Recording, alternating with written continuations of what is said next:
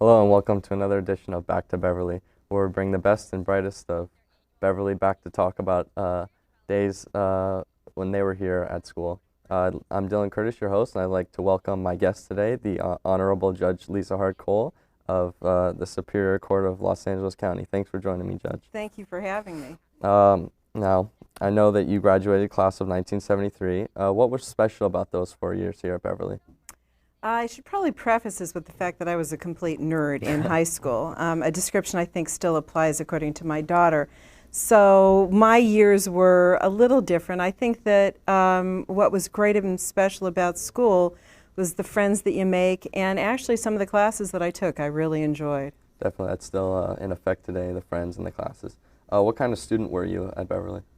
I was probably a pretty good student, I would say. I took some good classes. I took in like history and English, some AP classes. I was pretty miserable in math. Without my best friend, I don't think I could have gotten through advanced algebra trig. But I took all the classes I'm sure you take, except your classes are probably much harder now. I don't know about that. What's your opinion about the state of education today? Do you think students are better off or worse than they were when you were here? Well, you guys all have tools that we never had. I mean, to be able to Google something and come up with a answer to a question so rapidly is amazing. If we wanted to look up a magazine article on an issue that interested us, we would have to go to the library into this huge book which had a list of periodicals, and it was virtually impossible and took many, many hours.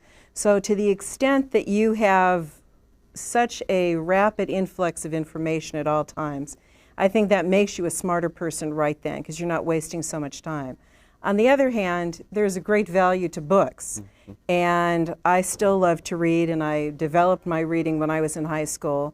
So I think that that's my phone. So I think that you do miss that by having the internet so accessible and ready for you. That's a good point. What were your favorite classes, teachers? What impact do you think they had on you? And do you remain in contact with any of them today?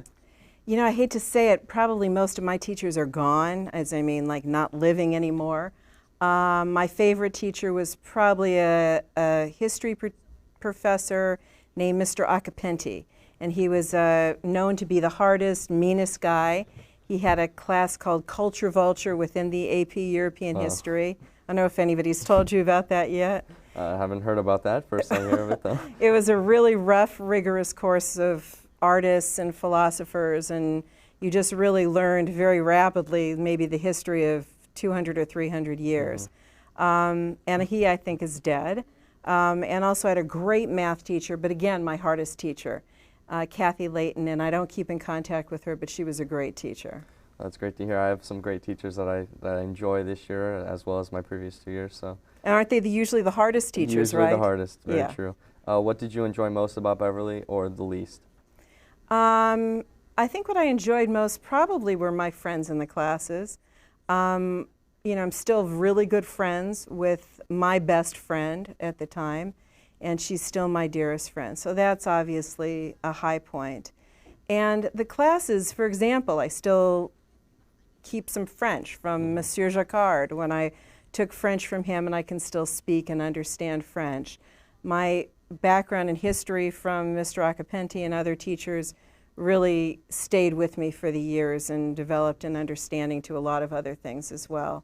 So those kinds of things really do, you don't think they're going to, but actually they do. Right. You said that you're still close with your best friend in high school. Were there any others you're still close with? Were there any celebrities in your class, ahead of you, behind you in school? Well, the most famous person in our class is your dad, obviously, Robbie Curtis.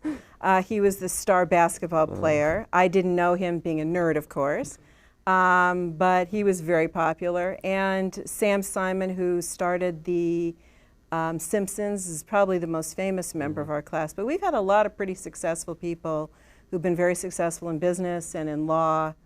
It's interesting that you go to high school with them, and then down the road you learn that they're so successful. Started The Simpsons. I know there's Joel Cerno, who began 24 on Fox also, so it's interesting. Yeah, Joel Cerno actually was a very good friend of my husband's in school. What activities were you involved in at Beverly, such as clubs or sports?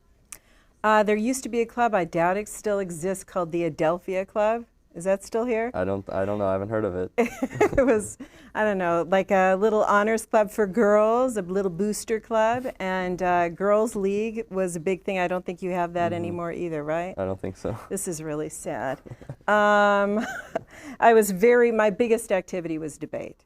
I was a major debater. I wasn't particularly successful. I mean, I did have my share of victories, but I wasn't a state debater, but that was my #1 activity. Spent a lot of time in that debate room. You do still have debate, right? I do believe we have debate here at the high school. Good, I'm glad to hear that. Yeah. Did you know that in high school that you wanted to follow a career path in the practice of law?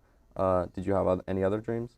You know, I've always wanted to be a lawyer. I think from the time I was an early teen, and was pretty directed in that path. I liked debate. When I went to law school, I was very active in mock trial. I think I knew I wanted to be a trial lawyer.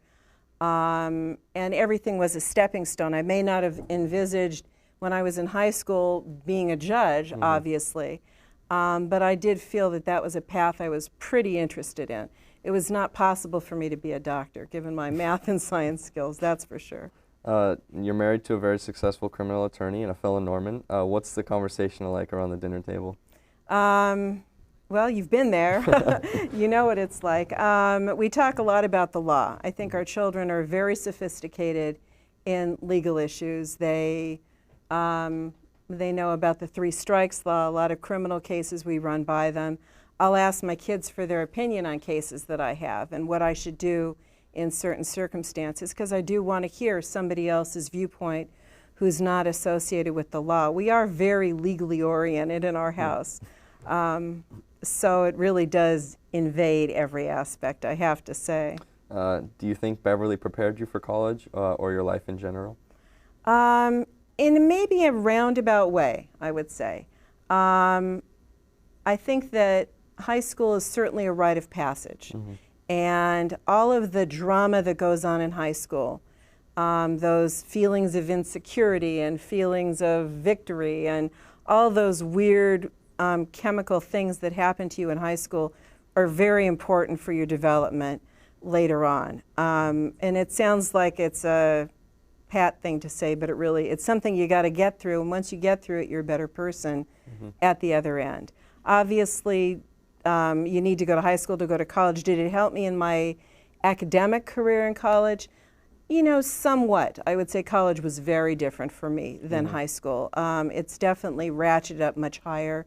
AP classes in high school, for me, were not similar to the college courses that I took in similar areas. That's interesting because many of the kids taking AP classes today think that it's going to be somewhat like what a college course is, and you say it's not. So it's interesting to get you know, someone who's been to college point of view. Well, I think the difference is the expectations are far greater. I mean, a high school teacher can be forgiving if you're sick and will give you your homework and maybe we'll take a test late, but it's very hard to go to a Nobel Prize winning author or historian and tell him that, you know, you didn't really feel so good, so you can't take the test today. It doesn't really translate as well in the college situation. That's a good point. My friends and I are getting close to deciding what colleges we may want to attend. Could you offer us any advice as to what colleges? Well, I went to Berkeley for undergraduate and Hastings for law school because financially that was what my parents could afford. And in those days, UCs were very, very inexpensive as compared to private colleges. But I think that in general, it's best to choose a college not for the name or for the notoriety, but where you think you're going to feel comfortable. Berkeley's a huge school, for example. It's ginormous, really, with 30,000 students, undergraduate and graduate. As a freshman, your classes are survey classes, meaning you'll have 400 kids in a class. Wow. You can go to a private school and have much more contact with your professors. And socially, it's harder. If you're one of